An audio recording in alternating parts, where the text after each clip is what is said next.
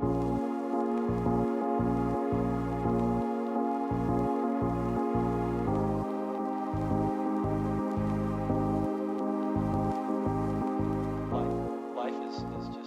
bienvenue dans un nouveau carnet de bord. Aujourd'hui on est mardi et je démarre cette semaine avec un café. Non, avec ma lecture en cours qui est Les Poupées. Il me reste 50 pages du Alexis Leibsker aux éditions Pocket que j'ai ramené avec moi du Quai du Polar, dédicacé bien entendu. Oups. Et c'est juste génialissime, franchement j'ai juste hâte d'être ce soir pour pouvoir le terminer. Il me reste, ouais, je sais pas, ouais, 50 pages. 50 pages qui se dévorent, donc franchement j'ai trop hâte. Je vous ferai un récap et mon avis final dans une prochaine séquence, mais en tout cas sachez que je me régale et que j'ai passé un très bon moment de lecture avec ce Alexis Leibsker. La prochaine lecture sera également un livre du Quai du Polar, puisque avec Florence on continue notre marathon polar, thriller, Quai du Polar, Achat de Lyon, et donc le prochain ce sera L'Art du meurtre de Christelle Duchamp, une autre autrice française que je vais découvrir après avoir découvert Victor Gilbert et Douve. Je découvrirai donc L'Art du meurtre de Christelle Duchamp. Une autrice dont m'a beaucoup parlé Magda et Florence aussi. Les deux ont déjà lu Le sang de Belasco, on en a beaucoup parlé. Alors du coup je voulais prendre ça à la base, mais comme Flo prenait L'Art du meurtre, je me suis dit ça pourrait être sympa de faire une lecture commune. Et donc du coup c'est celui que j'ai choisi, c'est un des préférés de Magdalena, donc ça me donne très envie. Voilà, c'était tout, je voulais juste introduire ce carnet de bord.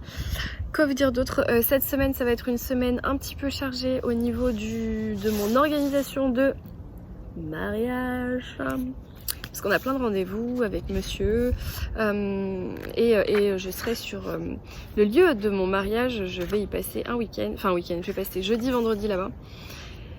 J'ai plein de fournisseurs et de prestataires à répondre, plein de trucs à faire encore, donc voilà, c'est vraiment une semaine mariage là, on voit qu'il y a des vagues.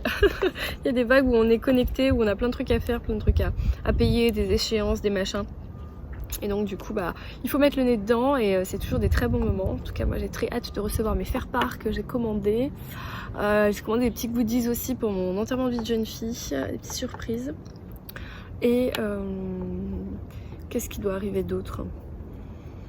Bah c'est tout, le reste ça n'arrivera pas. Le reste ce sont que des prestations pour le jour J, donc voilà, il faut que je mette tout ça au clair avant mes rendez-vous de la semaine. Et puis voilà, j'espère que vous ça va, que vous êtes bien installés pour regarder ce nouveau carnet de bord avec moi. Hello, aujourd'hui on est jeudi. Jeudi, il est bientôt midi, là je fais une petite pause. Je vais bientôt embarquer cet après-midi pour aller sur le lieu de mon mariage, puisque j'ai beaucoup de rendez-vous. Du coup, organisation mariage cet après-midi et ce soir. Donc nous dormons sur place avec mon chéri, donc j'ai trop hâte, ça va être trop cool. Et donc je prends des forces, un peu qu'un petit cappuccino dans mon mug d'Aman. C'est un peu chaud. J'espère que le son sera pas trop mauvais parce qu'il y a du vent. Je vais écouter le rush et je vais voir sinon je rentre à l'intérieur. Bon voilà, je pense que le son est pas terrible dehors, donc je reste à l'intérieur.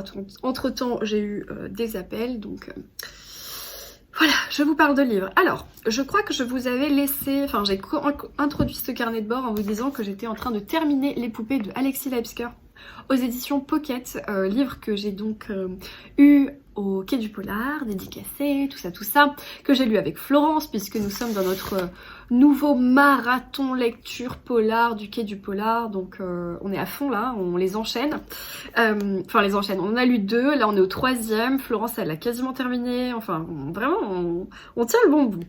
Donc dans cette histoire, on va suivre un inspecteur de police qui s'appelle Ventura quelque chose, dit le cow-boy. Le mec il a du galon, il a tout vécu, il est hyper craint de tout le monde, c'est une grande gueule, enfin vraiment le type cow-boy dans son excellence.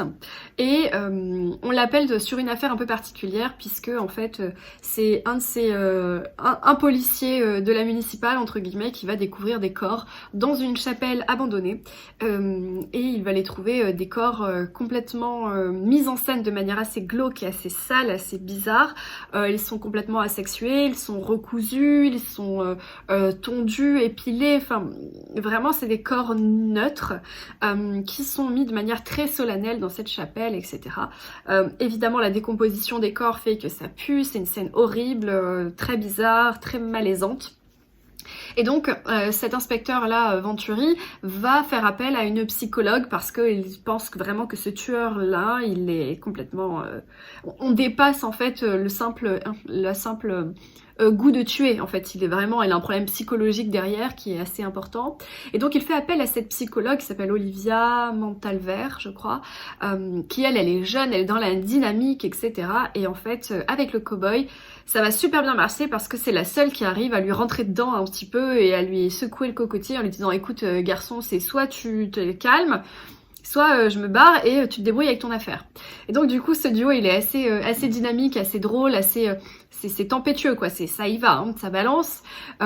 Et puis à côté de ça, on a ces scènes de crime qui sont complètement bizarres, mystiques, solennelles, très très spéciales.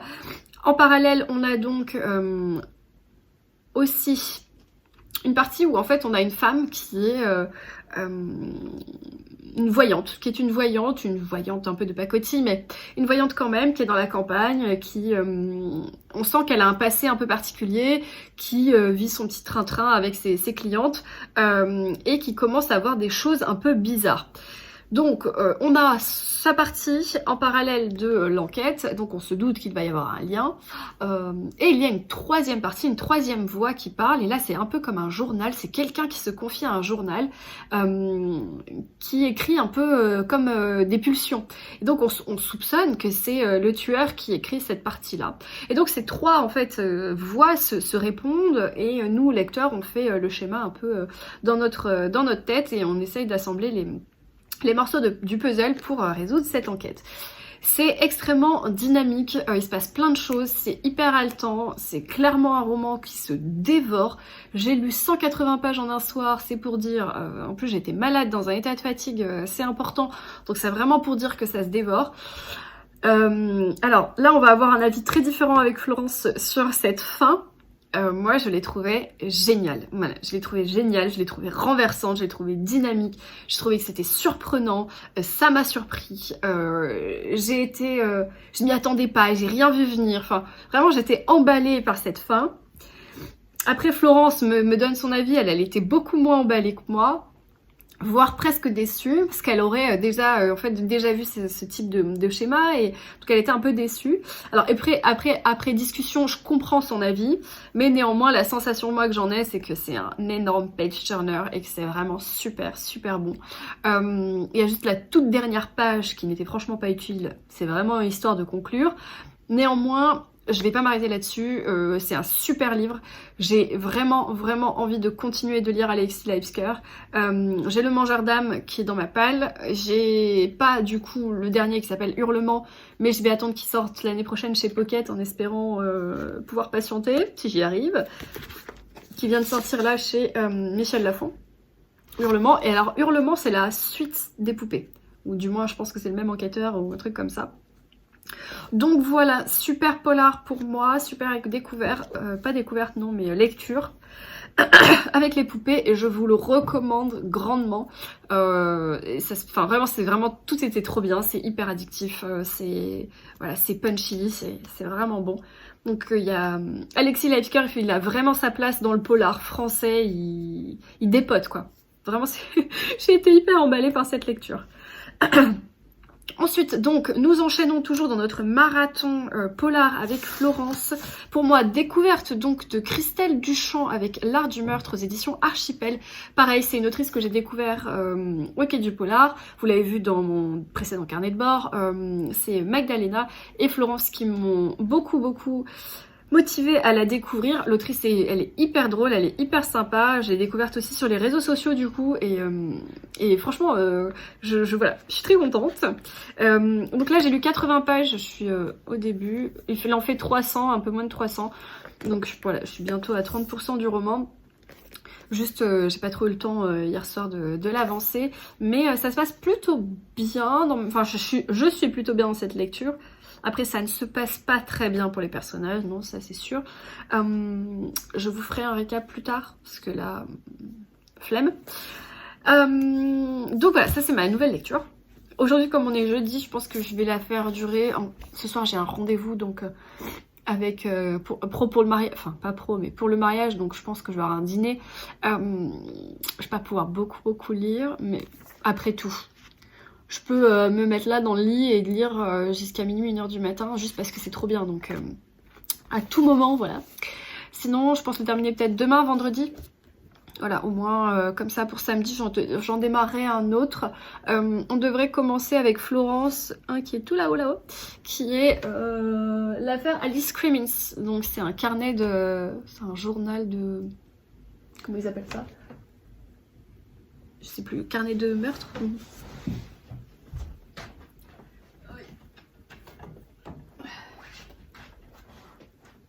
Non, c'est un society. C'est un récapitulatif d'enquête, donc c'est pas vraiment un roman. Ça a l'air de se lire bien, c'est écrit gros, il fait 180 pages, donc à mon avis ça, ce week-end, je le dégomme. Donc voilà, ça c'était pour mes lectures en cours, j'ai un peu avancé ma lecture audio, mais comme les lectures audio, je mets 150 ans à les lire, enfin à les écouter plutôt, je vous en parlerai quand j'aurai fini. Il me reste 3 heures, je crois. C'est 3 vœux de Liane Moriarty. Ensuite, j'ai reçu un paquet qui me vient de chez XO. Et donc, je soupçonne Olivier Bell.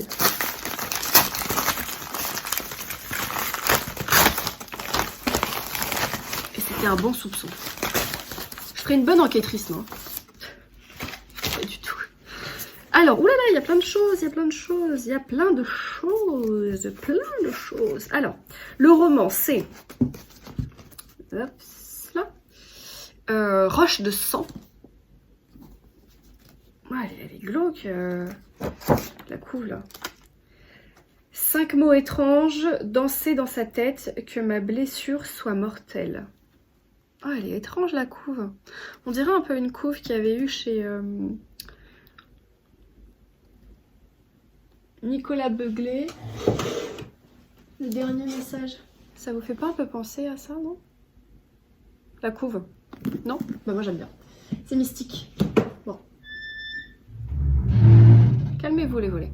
Je rangerai après. Alors, Roche de sang. Je ne sais pas si c'est la suite. Et si les victimes étaient en réalité les coupables? Un milliardaire serbe égorgé à Londres. Sur la baie vitrée, ces lettres de sang. Che la mia ferita sia mortale. Que ma blessure soit mortelle. Je ne sais pas si c'est de l'italien ou pas. Pour Mary Jensen, l'inspectrice d'Europol, la sentence sonne comme l'écho lointain d'un passé et d'une terre qu'elle pensait définitivement oubliée. Son enquête la plonge soudain 2 décennies plus tôt en Corse. Ah, c'est peut-être Corse. En Corse, au temps des braquages en mer. Ce jour-là, Ange et Théo, les frères du gang des Roches Rouges, fouillent les cales du yacht qu'ils ont pris d'assaut et découvrent sidérés ce qu'ils n'auraient jamais dû voir. Alors, je pense pas que ce soit une suite, du coup, avec la suite de l'affaire Clara Miller, les forêts, machin, où je suis à la bourre totale, puisque je n'ai lu que l'affaire Clara Miller.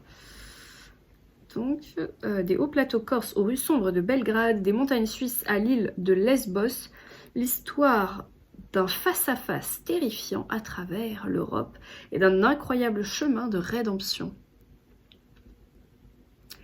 Ah, ça a l'air vraiment bien. Oh, t'es dédicacé. Chère Estelle, ravie de te présenter mon nouveau roman, un livre très important pour moi, Roche de sang. Peut-on s'affranchir de son passé? Marie, Ange et Théo t'attendent pour une odyssée tragique en Corse. Belle lecture. Oh, j'adore son écriture. Donc, merci beaucoup Olivier Berle, merci beaucoup XO. Du coup, si c'est pas une suite, eh ben, je peux le mettre en haut de ma pile parce que sinon, je suis à la bourre sur les 2 autres. Alors, avec, on avait un petit extrait, j'imagine. Ah non, un dossier de presse. Sympa. Il est charmant, cet Olivier Berle, quand même. Alors, déjà, il sort le 20 avril. Donc, il sort la semaine prochaine.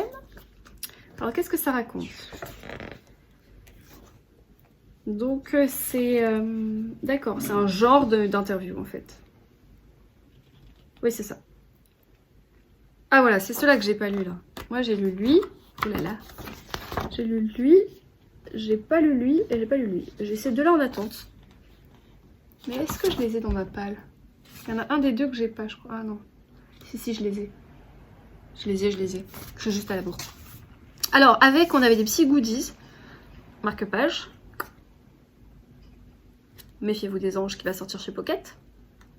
Il serait temps que je le lise. Roche de sang. Donc, marque-page, hop, dans le livre. Et alors là, on a deux cartes.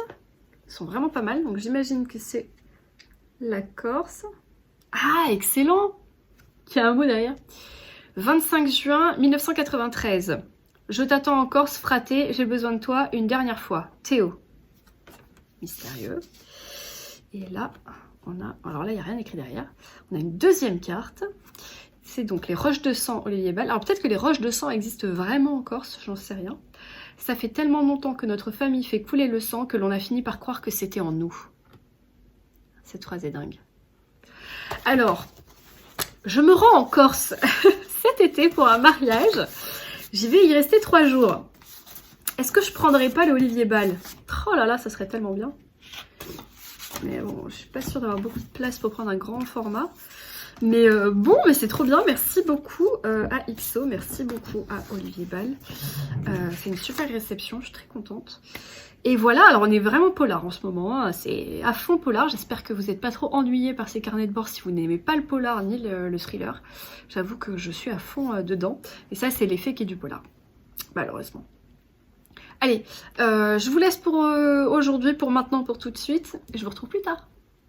Je vous ai pas montré, mais j'ai une de mes demoiselles d'honneur qui est en train de faire le tour de l'Asie et qui m'a ramené un marque-page. Enfin, en fait, elle est revenue une semaine en France pour des raisons personnelles et elle m'a ramené un marque-page du Vietnam. Il est tout brodé en tissu. Une petite madame, toute mignonne. C'est beau, non? C'est traditionnel. C'est beau. Elle est trop mignonne, elle m'a ramené un petit marque-page. Voilà, donc j'ai pas trop de lecture asiatique en ce moment, mais je le garde précieusement. Il est très mignon, je le garde emballé pour pas l'abîmer. Mais je trouve ça trop chou d'avoir plein de marque-pages de tout le monde entier.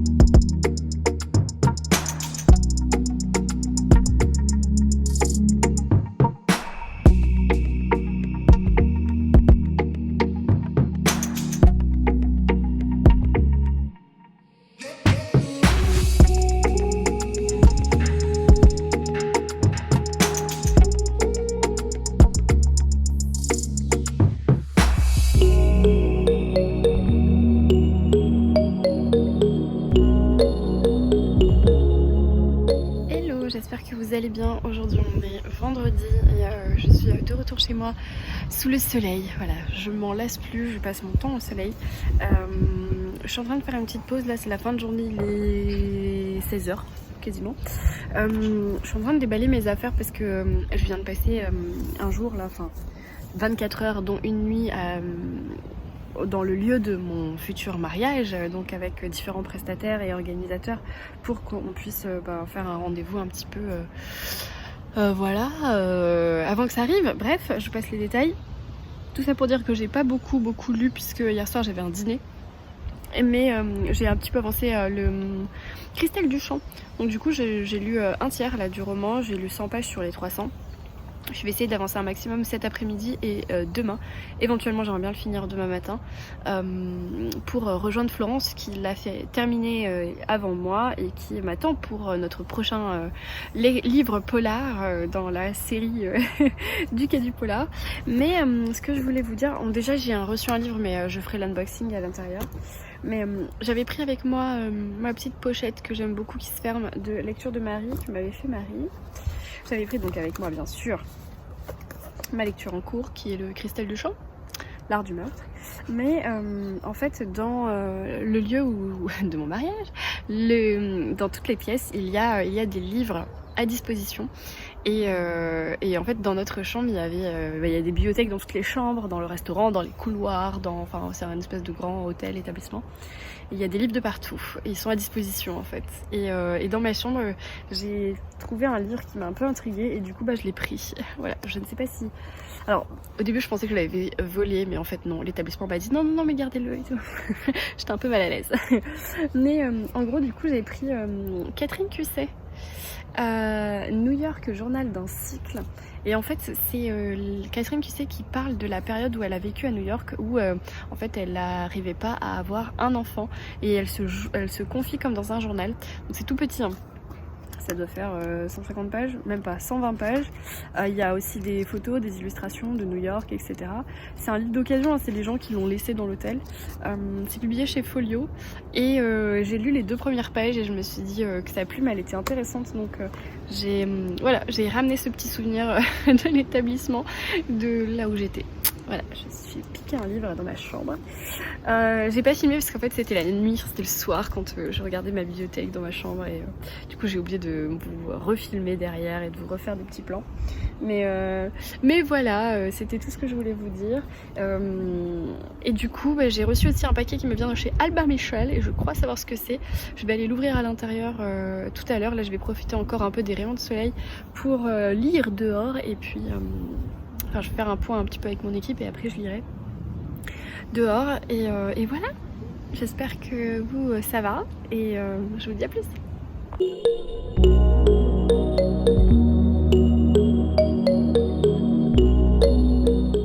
On est toujours vendredi, je suis rentrée. J'ai un paquet à ouvrir avec vous et puis après je vous laisse parce que j'ai trop envie de lire et que ce soir j'ai un dîner donc je pourrais pas beaucoup lire.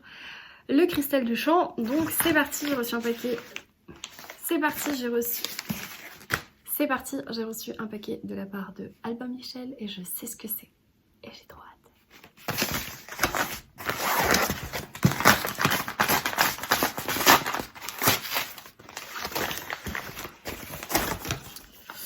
Et donc je suis trop contente de vous montrer la toute dernière saga de MC Beaton qui n'est pas encore sortie et qui sortira que au mois de mai.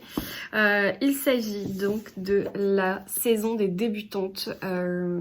Donc là le tome 1, Felicity l'intrépide.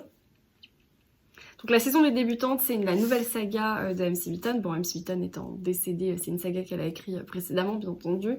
Et ça, c'est le tome 2, donc toujours la saison des débutantes, qui est le nom de la série. Fiona la rebelle. Alors là on est donc comme son nom l'indique, on est plutôt dans un Londres victorien, un peu à la comment on pourrait la comparer, à la Bridgerton un petit peu, avec des jeunes filles qui ont l'air plutôt dynamiques et turbulentes et pas très sages et rangées, et il va leur arriver j'imagine des quelques misères, ou peut-être qu'elles vont découvrir quelques cadavres, j'en sais rien, mais en tout cas ici c'est donc un nouveau Cozy Mystery si j'ai bien compris. Je vais vous lire le résumé du premier, donc Felicity l'intrépide. Alors par contre ça sort qu'en mai, hein, donc vous l'avez pas encore disponible en librairie. Alors, entre orgueil et préjugés, bienvenue dans la saison des débutantes. Parents d'une jeune fille turbulente, insolente et indisciplinée, engagez 2 dames bien nées pour lui enseigner les bonnes manières et raffiner le matériau le plus brut.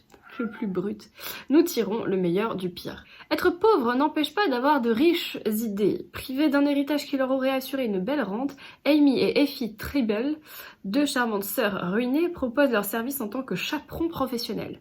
L'annonce passée dans le Morning Post saura attirer une clientèle fortunée. Hélas, leur première élève leur donne du fil à retordre. Non seulement Lady Felicity est réticente à l'idée de se marier, mais elle se comporte comme un garçon manqué préférant la chasse au bal. Les sœurs Tribb voient déjà la saison tourner au désastre. Alors, je sais pas vraiment s'il y a des meurtres dedans, ou est-ce que c'est un peu comme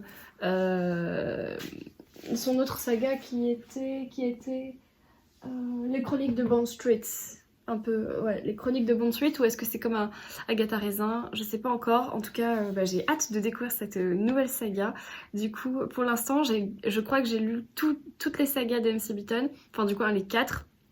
à chaque fois au moins le tome 1. Et donc du coup ça c'est la dernière.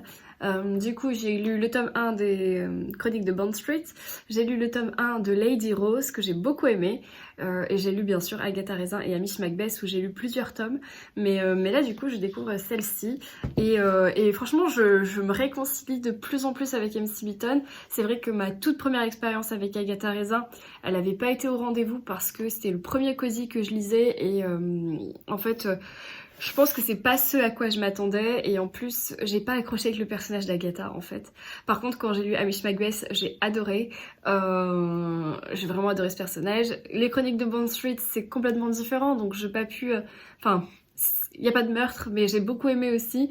Juste voilà, il n'y a pas de cadavre donc c'est une espèce de critique de la société, c'est pas, il n'y a pas vraiment une enquête. Et par contre quand j'ai découvert Lady Rose après, même si c'était sorti avant, moi je l'ai découvert là dernièrement, par contre là j'ai vraiment beaucoup aimé, j'ai vraiment rigolé. J'ai trouvé que ce personnage était vraiment très drôle, et donc j'ai beaucoup aimé Lady Rose. Donc on va dire que mon top 1 c'est Lady Rose, après c'est Hamish Macbeth, après c'est Chroniques de Bond Street et ensuite Agatha Raisin. Mais peut-être que le bal des débutantes va s'insérer dans une de ces catégories, je ne sais pas. Voilà, donc c'était ma petite réception du jour. Je remercie beaucoup Albin Michel et Adeline, bien sûr, pour cet envoi. Voilà, c'est tout ce que j'avais à vous dire pour ce soir. Je vous laisse et je vous dis à plus.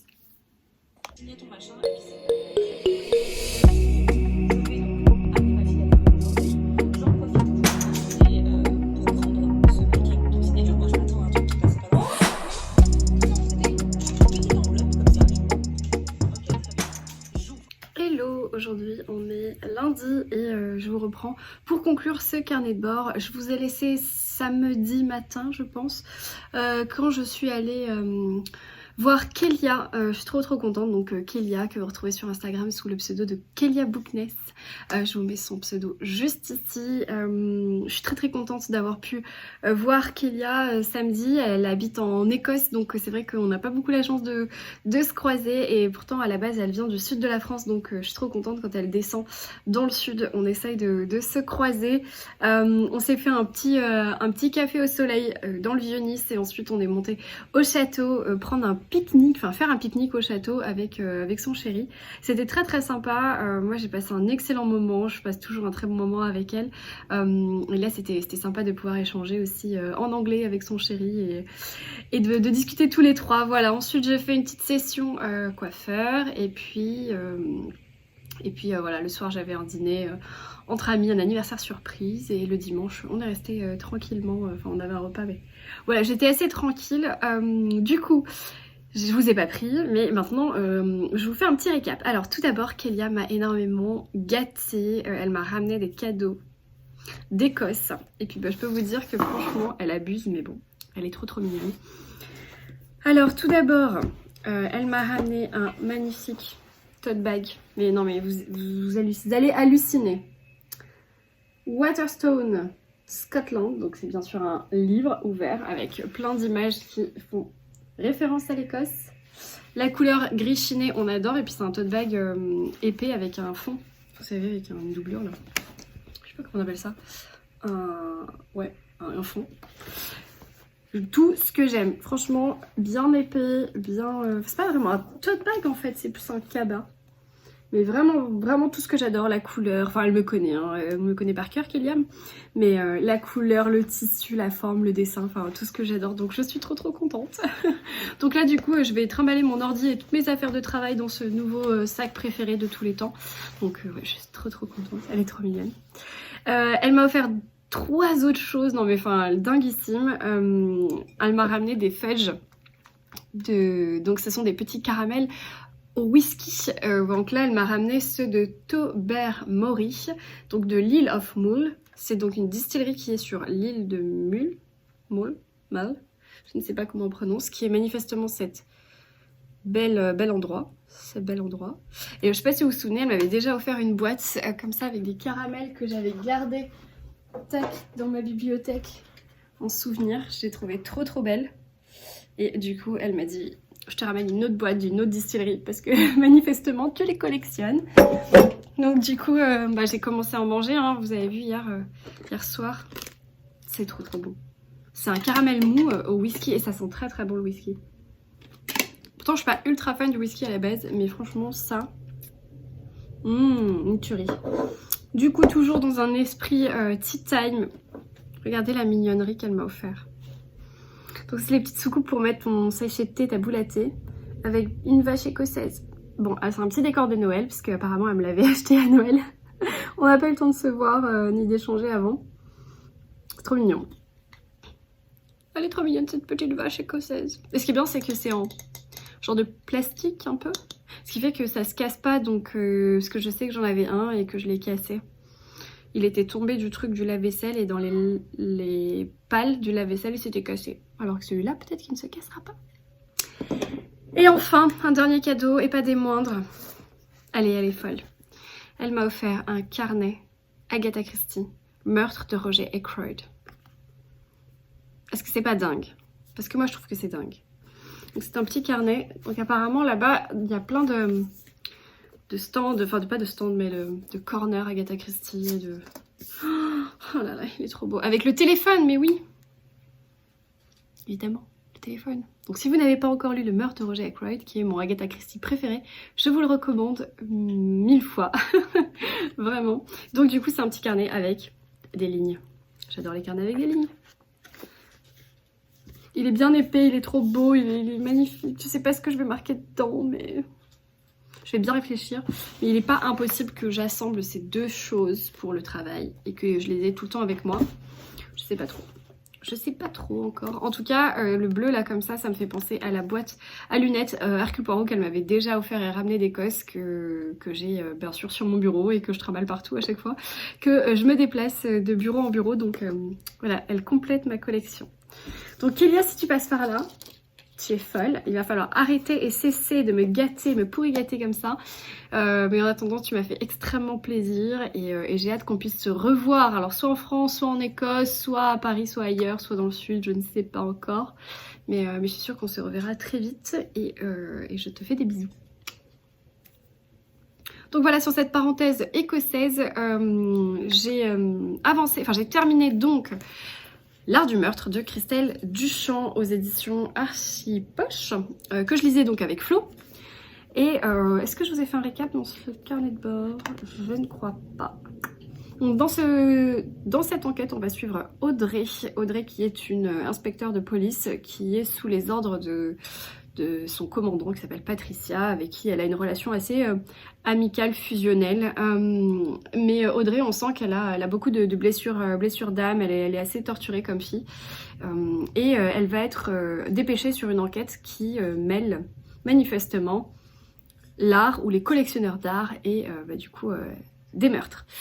Du coup, Audrey, elle a une particularité, c'est qu'elle a une connaissance aussi de l'art avec un grand A. Et du coup, elle va pouvoir apporter un petit peu sa pierre à l'édifice.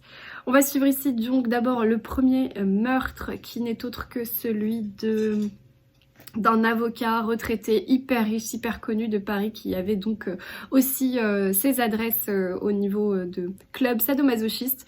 Donc il a été retrouvé dans une position, dans une mise en scène assez horrible, avec plein d'éléments dans son salon, avec des décors, etc. Et en fait on comprend pas trop ce qu'a voulu faire le meurtrier et ni quel est le message derrière tout ça. On comprend pas où est-ce qu'il faut aller chercher, est-ce que c'est plus dans son passé de sadomasochiste ou est-ce que c'est plus dans son côté collectionneur d'art qui est quand même extrêmement important. Donc voilà, donc cette enquête elle est un peu en deux vitesses, elle est un peu en ping-pong parce que nous lecteurs on suit les enquêteurs et on sait pas trop vers quoi se tourner. C'est hyper haletant, hyper addictif, il y a vraiment beaucoup de rebondissements. On s'attache aux personnages et parfois c'est pas les bons et on a plein de surprises. On est vraiment extrêmement happé par cette écriture. Les chapitres sont courts, c'est punchy, il y a beaucoup de dialogue, de punchline, ça va vite, c'est rapide, c'est hyper addictif. Les 298 pages, elles sont passées comme ça. J'ai supposé 1 million de choses et pourtant la fin m'a surprise. Voilà, je ne m'y attendais pas du tout. J'avais pas du tout vu venir ça. En fait, je savais pas trop à quoi m'attendre. En fait, j'avais rien trop décelé sur la fin. Je me disais non, ce personnage c'est pas possible. Là, je vois pas le rapport. Ceci, cela, en fait, j'arrivais pas du tout à mettre vraiment une fin sur ce roman et donc j'ai été très très surprise par Christelle Duchamp. Donc je suis ravie que Mag et Florence m'aient motivée à découvrir cette autrice. En tout cas maintenant j'ai très envie d'acheter Le sang des Belasco qui est un autre de ces romans extrêmement connus que Flo et Mag ont adoré. Donc si je recroise Christelle Duchamp dans un salon du livre, il n'est pas impossible que je reparte avec un autre de ses romans. Et dites-moi si vous la connaissez, si vous l'avez déjà découverte. C'est une autrice française qui fait partie, je crois, des Louvres du Polar. Et moi je la connaissais pas plus que ça, mais franchement je suis plus que ravie par cette découverte. Donc voilà, c'était une trop bonne lecture avec Flo et on a à peu près le même ressenti sur ce livre-là. Donc c'est cool puisque sur les deux précédents on n'avait pas trop les mêmes ressentis. Donc voilà, on continue notre marathon spécial Quai du Polar et c'est pour ça qu'on a enchaîné sur l'affaire Alice Crimmins par Anaïs Renevier, je ne sais pas comment on dit, qui est paru donc dans la nouvelle collection Society de chez 10-18. Donc en fait c'est je crois le magazine Society, c'est des journalistes du magazine Society qui écrivent sur des affaires qui sont réelles et qui sont réellement passées. Et donc là c'est l'histoire de l'affaire Alice Crimmins qui s'est passée dans les années 1960 aux États-Unis où en fait on va avoir une disparition, un double homicide donc des deux enfants Crimmins qui ont respectivement 4 ans et 5 ans, un truc dans le genre et tout porte à croire que Alice Crimmins, la mère, est la coupable. En tout cas c'est ce que les policiers et les journalistes veulent faire croire à tout le monde. Le père est tout de suite mis sur la touche et pas du tout dépêché par les enquêteurs. Et donc on va suivre ça. Alors ici c'est un récit, il n'y a pas vraiment de dialogue, c'est vraiment en fait des faits racontés par Anaïs Renevier et c'est extrêmement addictif. Dites-vous bien que hier j'ai emmené mon conjoint à l'aéroport, donc je l'ai commencé à 21h30, un truc comme ça, ce qui est assez tard pour moi pour commencer à lire puisque je me couche plutôt tôt. Et je n'ai pas pu dormir avant minuit. J'ai lu 100 pages, voilà, j'ai dévoré 100 pages. Vraiment, j'étais... c'est bon, j'ai été entrecoupée bien sûr, mais ce que je veux dire c'est que voilà, je les ai pas vus passer, il me reste 90 pages, j'ai qu'une hâte, c'est de savoir ce qu'il en est, sachant que le petit piment et le petit plus qu'il y a dans cette collection 10-18, c'est que ce sont des faits réels. Donc c'est hyper flippant en fait. On s'est dit mais ça a vraiment existé, ça n'a rien à voir avec ça, c'est que c'est vraiment vrai.